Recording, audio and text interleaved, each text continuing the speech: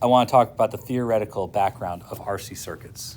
Yesterday we talked about how a capacitor can be both zero resistance and infinite resistance depending on how much charge it has.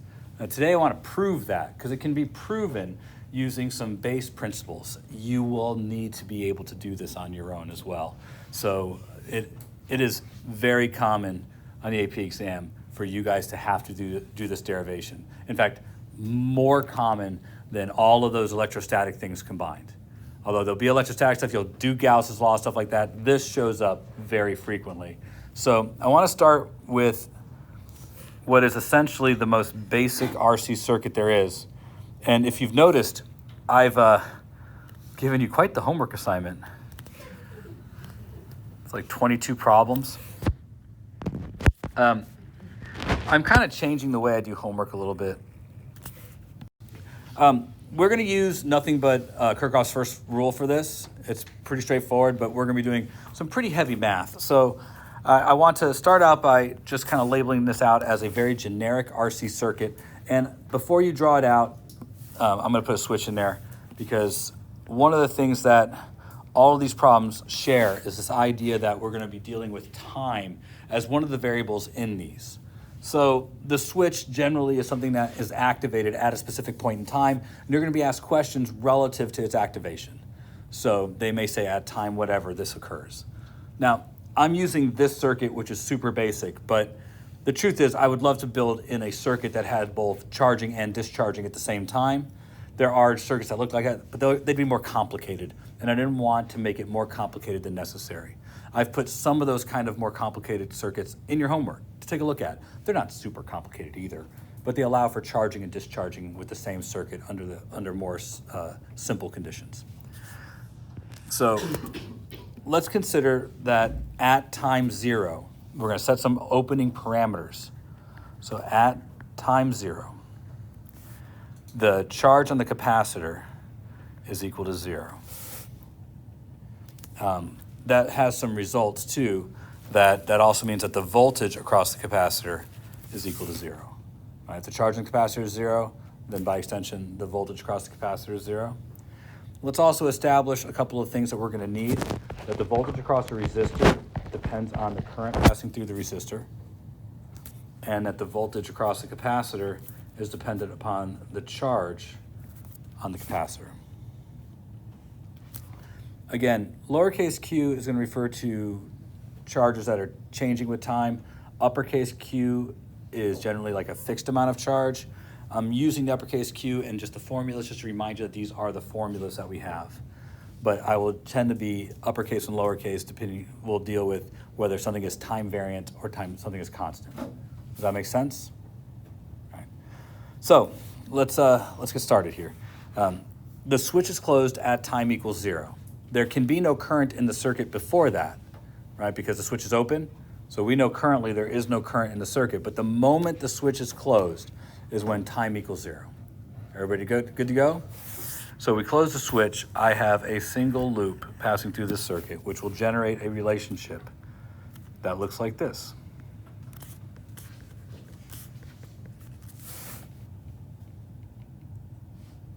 So we're generating this relationship from a first principle. So this is a true, derivation.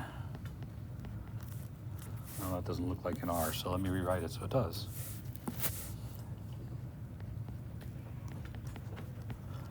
Whenever you're asked to derive something, you're supposed to start from a first principle, and Kirchhoff's rules are a first principle.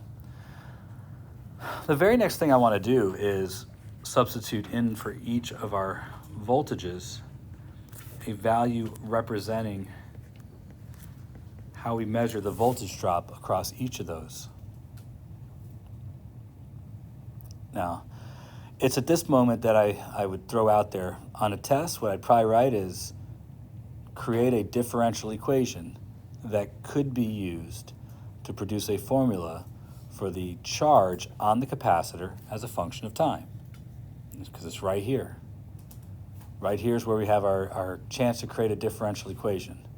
If you guys remember in mechanics, it was always Newton's second law was a good place to create a differential equation because you had acceleration, and acceleration was based on a derivative. Kirchhoff's laws, great place to create a differential equation because it's likely you can work in current. And we know that current is a derivative. It is the rate at which charge passes a point in your circuit. So the moment we sub in dq dt for I, we have satisfied the condition to create a differential equation. Of course, the very next thing is going to be now solve this differential equation and produce a function of q as a function of time. That part's going to be a little bit harder, right? And we have a procedure for that.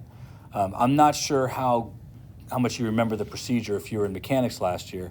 And we talked a little bit about this earlier in the year, but we're going to kind of be very specific about it today. So raise your hand if you remember what it is that we do from this point. So that's very few of you, so that's fine. We're going to talk about how to solve this differential equation.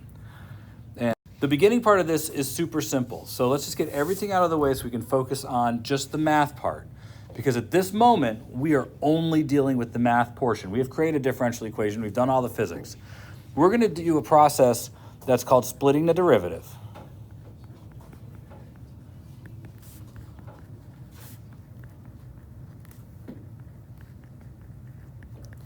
And although I will write down some things, I think some things you can do on your own. Splitting the derivatives does exactly what it says. It splits the derivative. And it's a sequence of pretty basic steps to get us to an integral. And that first step is to isolate the derivative. So our derivative is dq dt. We want to isolate it using just nothing but algebra. So that's what we'll do. V minus q over c equals r times dq dt. It's not all the way isolated, but that r doesn't matter if it's there or on the other side. I'm just going to leave it there. All right? Next step. You need to split the derivative, which means to physically move the dt to the other side. dq dt is a fraction, so we can treat it like a fraction. I know that in calculus you don't. You treat it like it's a thing, like it's something that is happening to the function of q. But you're going to learn, and we've talked about this a couple times, that it is a fraction. The top is how much q changes, and the bottom is how much time changes. So we can treat it as separate entities, and we're going to. So I need you to split the derivative, which simply means, in this case, multiplying both sides by dt.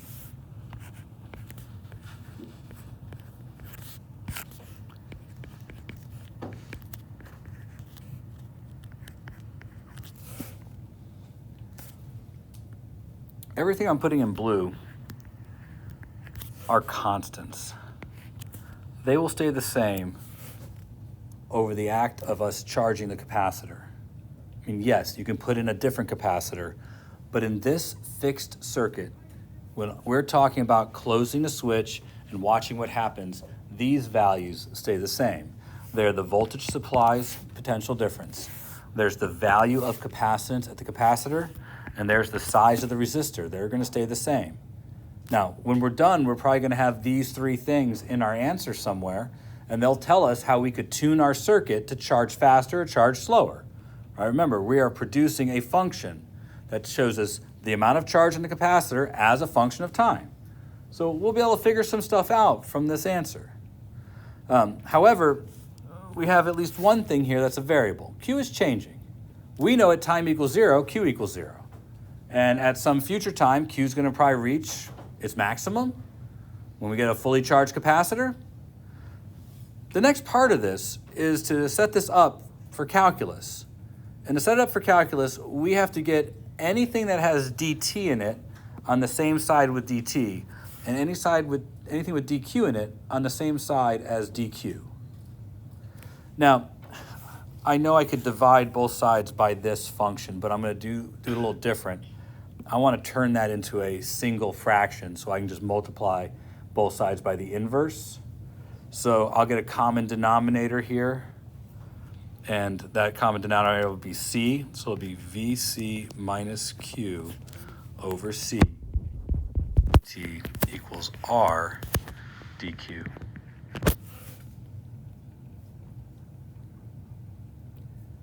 Everything good there? Now I need to get everything with q in it on one side. There's no way to tease out the q by itself, so this whole term has to go to the other side. So I'll have dt by itself equals RC over VC minus Q dq. Now, that's the process of splitting the derivative. So we started with our original function after subbing in what we know about Ohm's law and the definition of capacitance. We isolated the derivative, dq dt. We split up the derivative into its two parts, and then we collected like terms. That's usually what I say when I describe these steps. So isolate, split, and then collect. Those are the steps, really. Now, there's a lot of different ways we could go from here. One thing that people tend to like to do is they tend to like to get any obvious constants and get them out of the complicated formula. Like this is a more complicated formula with q in the denominator. So some people would say that it might be best for you to move the RC over to here. Your answer is the same regardless of where you leave it. There is some good reason to move it over to the left for algebra purposes later, but you being a student may not know that going into this. So your answer will be fine whether you leave the RC here or move the RC to there. So I'm gonna do the whole problem today just the way it is, as if I don't know the difference, and then you'll see kind of where it's gonna end up anyways. Now that we've collected like terms though, the next step is the calculus portion. So everything up to this point was just algebra. You understand that, right? Except for the substitution of the derivative. Everything has been algebra, but the calculus begins here. So we're gonna set this up to be a calculus problem by taking the integral of both sides.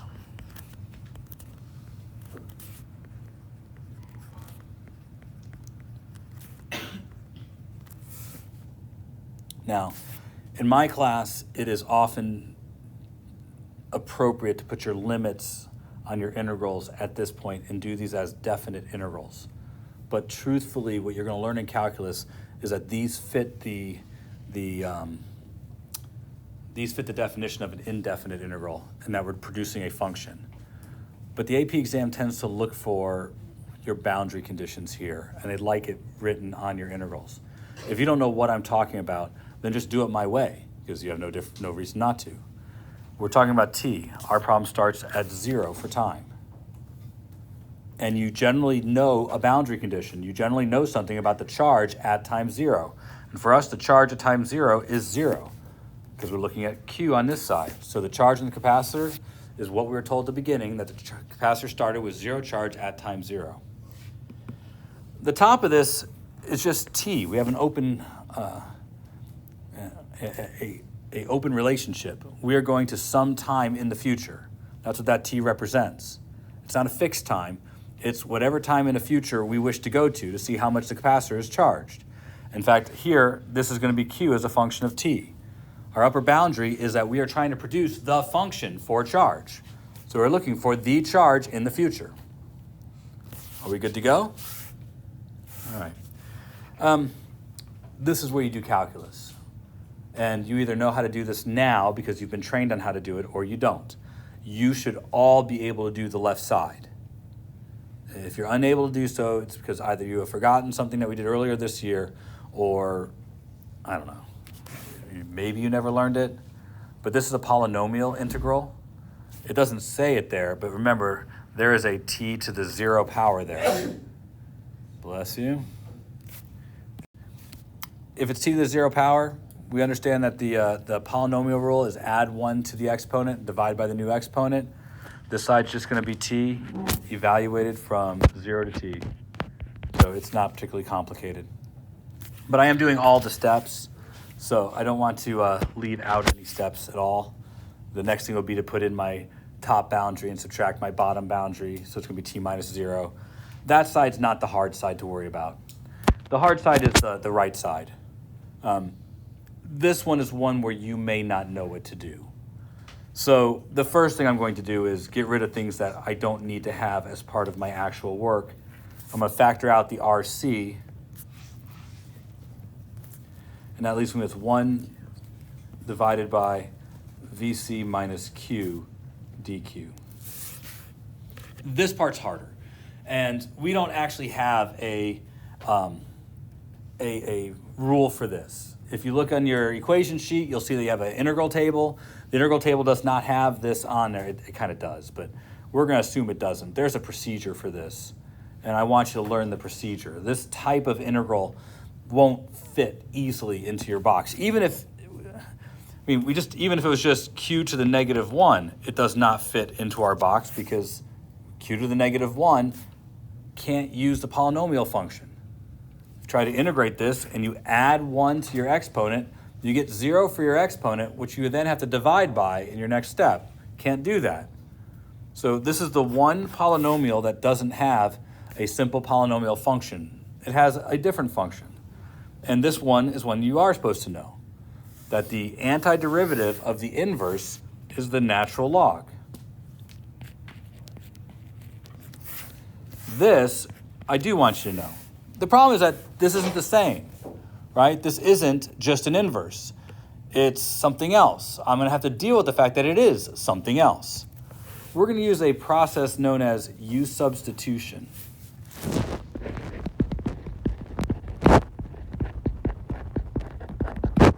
It's a way to try and find a function that can replace what our equation has that gives us something that is integratable, that has an antiderivative.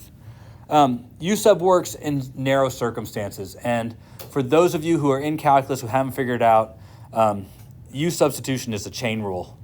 That's all it is. It's a chain rule for integrals. So most of you who are in AB have learned a chain rule by now. So this is just doing a chain rule in reverse. That's all it is. Either way, the idea is to use U as a substitute for a part of your function in your integral. It just so happens that we can substitute in everything in that denominator, and that this substitution will produce for us something that we can integrate. We'll have to sub it back in our original function later. We're just doing this for the process of finding the antiderivative. And once we find the antiderivative, we will go back to our original function. This works in cases where the U sub does produce an integratable function. There are functions where this doesn't work. The first thing you have to do is remember that this is our new function, but it's all relative to Q. So once you decide on what your function is going to be, you have to take the derivative of your function with respect to Q. We do this term by term. VC is a constant, so the derivative of the constant is 0. Minus the derivative of Q, well, is just 1, right? Because in this case, the derivative of Q is this is Q to the 1 power. Bring my 1 down, subtract 1 from it, I get Q to the 0 power, so it's just 1. This means that du equals negative dq. Better yet, dq is equal to negative du. You see, this is going to be our substitution, but we also have to substitute in for dq. We have to have a new function that can be integrated with respect to our new variable, and u is our variable. So that's the process of U substitution. When I'm done, and right now I'm just focusing on my substitution. The limits, everything that was out front, I'll deal with in a minute. This is a process that's just there to get us our antiderivative. Everybody understand? So you'll notice I've left off the limits. You can get the limits. You can plug the limits into your function and get the new limits. I just don't do it that way. I'm just kind of focusing on this portion of my function until I get through to the antiderivative. I'm going to take that negative sign, just move it out front, because it's not particularly in my way or anything, but I don't really need it.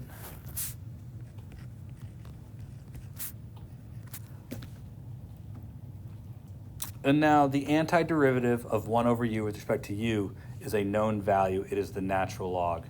So that will be the natural log of u. All right. We use this to get to our antiderivative. That's what u sub does for us. Now that I know that, I'm going to go back to my original function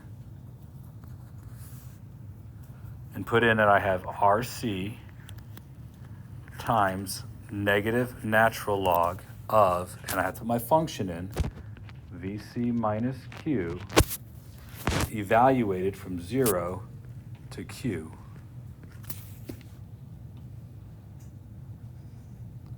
So again, I took this, put this back in there, and put the whole thing back where I got it from. It's a little more squished over there than I'd like, but I figure I can handle that. All right. So now we have a function. We can work with this function. The left side is just t minus 0. I don't know if you guys know this, but I could take this negative sign and just use it to flip these guys. Do you guys know that? If you don't know that, then I'm not going to do that. I'm going to do it the long way, which is not really longer. I'm going to do this. I'm going to say RC. Actually, let's take that negative sign all the way out. Negative RC times, and here I have to do the natural log of VC minus Q as a function of t minus natural log of VC minus 0. To put in my limits. All this stuff is getting in my way. That's just disappointing. So let's get all this out of my way.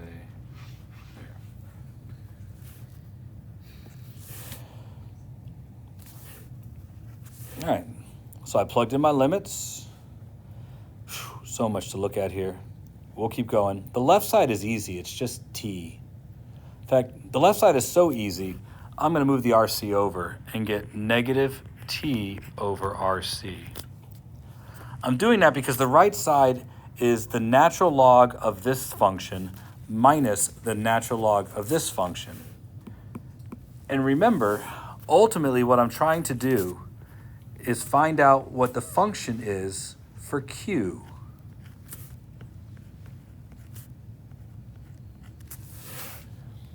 If I want to get Q out of all of this, I'm going to have to do some work. But let's stop right here to say one thing. This is the result of doing the calculus. The calculus is complete at this point. We've put in our limits. We've done the antiderivative. We've evaluated the antiderivative and put the limits and subtracted and got this function.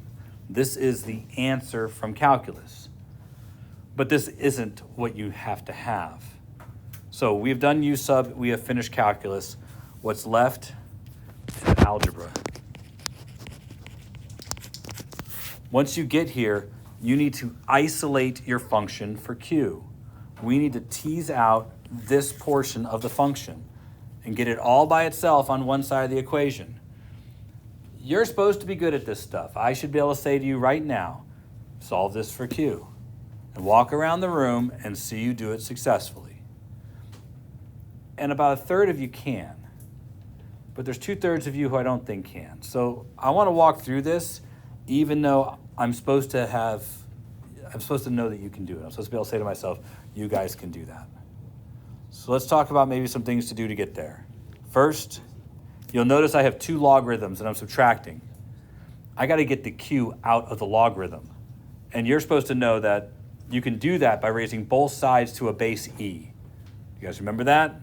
So if I had 6 equals logarithm of x, that you know that you could get the x out of here by doing e to the 6th equals x. You're supposed to know that. So I'm assuming that you do, but that suggests I need to get these two things combined together. I don't have to, but it's nicer if you do. So that's what I'm going to do. I'm going to get those two things combined together. I'm going to go natural log of VC minus Q of t divided by VC. It still equals minus t over RC on that side. All good? Simple enough. You guys know that if you're subtracting two logarithms, you can stack them like that. Pre-calc, I think. Next, I'm going to raise both sides to the base of e.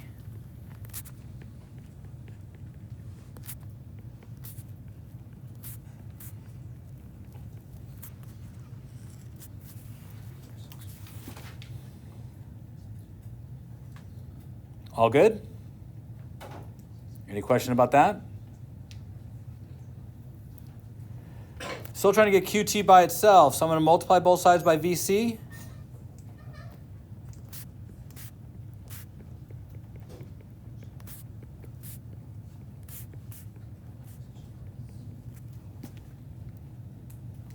Still good? Doing every algebra step. So slow and meticulous. I want to get QT by itself, so I'll move it to the other side, making it positive.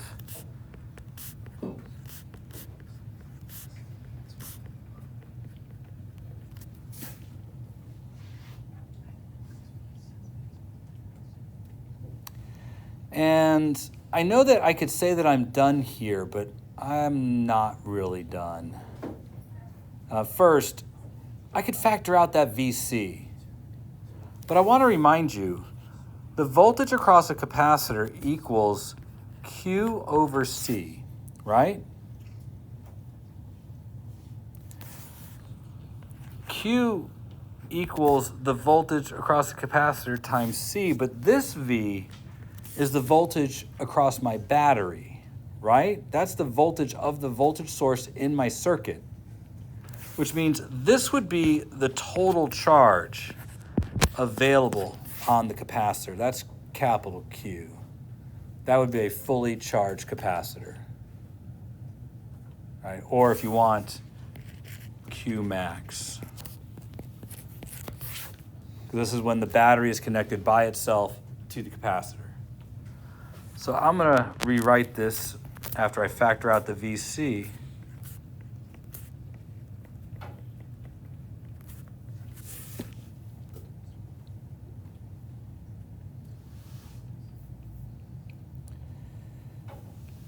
Now, just some points. This is the answer. This is the charging equation. It tells us how to charge a capacitor, what to expect, how long it takes to charge a capacitor. It tells us a lot of other things too, but I've done all the work here. It's taken about 30 minutes to get here. In an actual FRQ, you're gonna have about 4, all right? But you understand that this is the only way it could happen. Although there's a lot of this there, this is the only way it could happen. Now, before you walk out the door, I had to endure, that letter. I want you to do me a favor before you come to class tomorrow. I want you to find the derivative. Everybody in the room here has at least made it to the point where you can do derivatives. And the derivative of this is the function for current. I want it by tomorrow. Find the derivative.